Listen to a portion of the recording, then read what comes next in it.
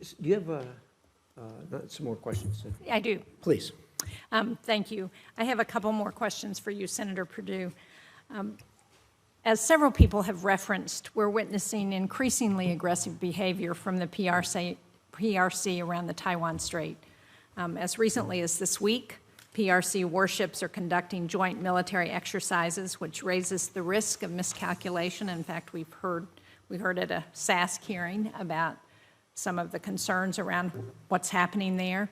So how can we effectively signal our resolve and deter Chinese aggression toward Taiwan? Senator, that's a great question. It's one that I've had personal conversation with President Trump about. I think we have to make sure they are very clear about what our commitment is behind the Taiwan Relations Act, the 3 joint communiques that we made with China, and the 6 assurances that go back to Reagan. There cannot be a misunderstanding about what is important to us, and what's important to the United States is a peaceful resolution of this situation in a cross-strait relationship. I'm afraid in times past, comments have been made that maybe have questioned that and confused the issue in the minds of Xi Jinping and other leaders in China. And I think what President Trump is trying to do right now, by refocusing and building our military again, rebalancing this world trade, is sending a message to basically that, hey, this is an important issue to the United States. So the PRC continues to pursue its Belt and Road Initiative in Europe, as well as throughout Latin America and Africa and Asia. But it threatens to derail the Euro-Atlantic integration of countries that are not yet in NATO or in the EU. Projects like the Highway to Nowhere in Montenegro, which indebted Montenegro to China with an amount equivalent to 1/3 of the annual country's budget, showcase how the PRC takes advantage of the West's slow walking of the accession processes.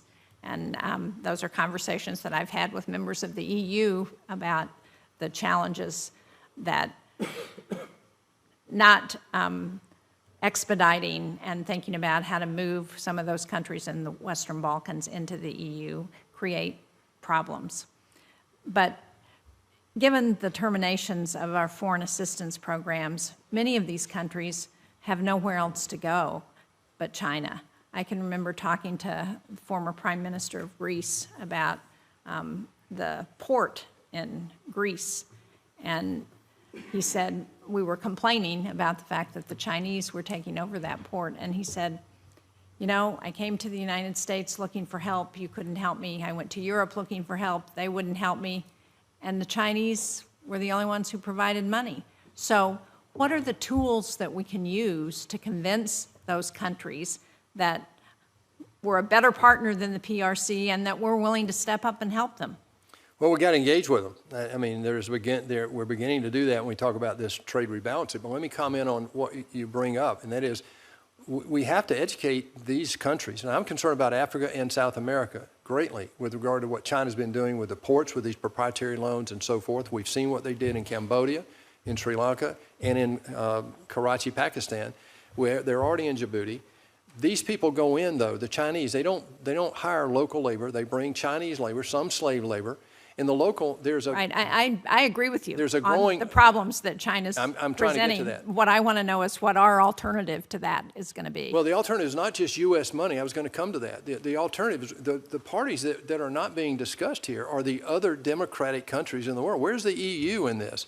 We're talking about what we're doing, $68 billion out of taxpayer money. How much is coming out of the UK, out of the EU and other democratic countries? That's what I said in my opening remarks, is that we have to face up to the reality that this is a coalescing need that we have in the democratic free world to stand up to these types of challenges. The Belt Road Initiative, I believe China's gotten ahead of their skis a little bit. There are countries like Pakistan that might be ruining the day they actually did that deal on that road, and I know some of the African countries are. So what we need to do is educate the negatives that are being realized by this over-intrusive investment that China's doing. The people in these countries, it's a propaganda use. And I'm sorry, one more comment. If you go to places like Turkey, we know what China did not shut down international traffic, even though they had shut down domestic travel on airlines. And so we know that some of that infection came out of China and went into Italy and Turkey and places like that. Well, You go to Turkey shortly after that in 21, and you see billboards explaining to people how China saved the world by issuing PPE to the rest of the world. So it's these types of examples that we need to have a platform. It goes back to your conversation about giving up on the platforms that have existed. That doesn't mean that we don't need a platform. It just means we need to have one we all agree will get the message out and be on strategy with regard to our foreign policy. Well, I couldn't agree more. I fear that what we have done, however, with dismantling the Global Engagement Center, USAID, Voice of America, our foreign assistance programs, that we are putting the United States at a disadvantage and giving China a head start. And it's one that we're already seeing the results of. So thank you, Mr. Chairman.